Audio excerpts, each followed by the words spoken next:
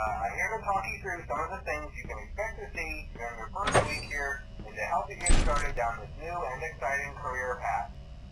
Now, I want you to forget anything you may have heard about the old location, you know.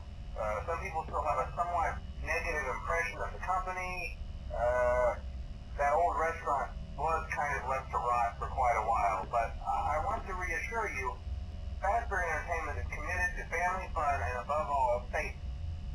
They've spent a small fortune on these new animatronics.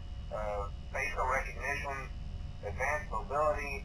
They even let them walk around during the day. Isn't that neat? But most importantly, they're all tied into some kind of criminal database so they can detect a predator a mile away.